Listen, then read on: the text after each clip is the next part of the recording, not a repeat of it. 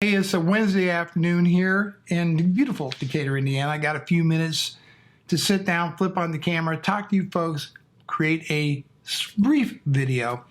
Now, I've shared with you the worst day in my career. Now, I'm going to tell you a little story about the day I decided to really clean up my act and make something out of myself. So, to preface this story, in my late teens and early 20s, I did serve the U.S. Air Force, but when I wasn't in the service, I ran around with not the best crowd in my hometown, and I got into my fair share of trouble. I did get into trouble several times. Nothing major, but I was definitely headed down that path. And, I was going from job to job, never seemed to really be motivated to make anything out of myself. What I wanted to do in the service wasn't going to pan out in the civilian side of things. However, that's a different story. But one of my friends, we'll just call him Sam. Sam was a big guy, just a massive hulking guy, like 6'5", 250 pounds, just huge man, and always getting in trouble. Always getting in trouble. A lot of fun to be around. You know the type. A lot of fun to be around, but you were always end up getting in fights, and you might end up getting stopped for something or potentially even arrested for something. Because one thing Sam loved to do is he loved to steal. Loved to. Now, me personally, not into stealing, don't agree with it, never did approve of it. But these are the kind of people I ran around with. My life was heading nowhere. At any rate, I finally got a stable job, got into a relationship, and was struggling with behaving myself, okay?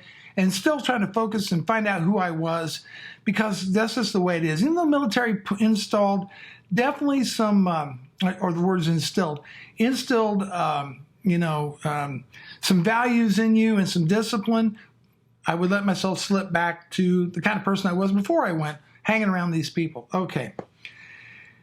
Long story short, one day, Sam, who is always broke, always in trouble, gives me a call and says he needed a ride to the mall to buy some supplies, get some stuff.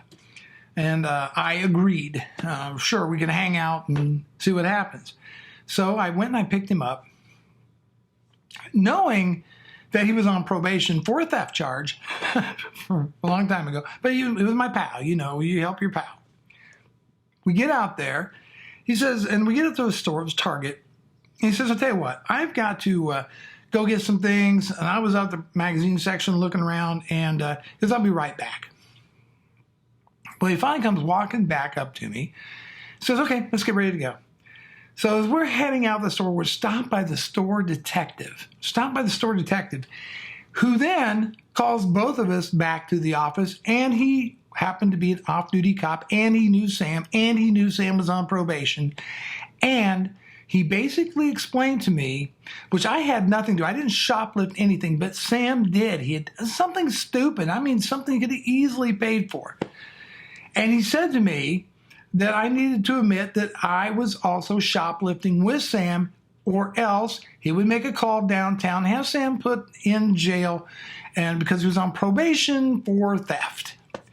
And Sam was looking at me, sitting across from me, begging me, please go along with this kind of thing.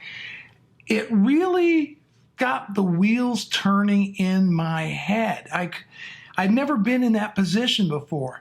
Do I take the fall so my friend, who should have never shoplifted, because we had a conversation and I said, don't do that when I'm with you. I think of you like a brother, but don't do that when we're together. But he didn't. So now I'm in this position. What do I do?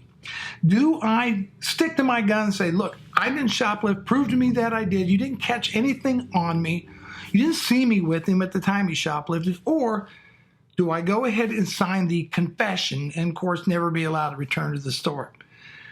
Well, I chose going ahead and admitting that I shoplifted so Sam could walk. And we walked out of there, And I drove him home in silence. Drove him home in silence. And I was doing the burn. I was thinking about, I could have just slugged him, but I didn't. And he's like, well, what's wrong, dude? What's wrong? It's no big deal. It's no big deal. And I go, it's a huge deal. It's a huge deal. And then it hit me. It really hit me. Your life, Sam, I think is going to be one of in and out of jail, in and out of problems. And I just think if you keep up with this life, it's not for me. I don't want any part of it. No part of it. And that's when I realized, you know what? Maybe, getting into trouble, hanging out with the wrong people, doing all the wrong things wasn't going to work out. This was not going to be the life for me.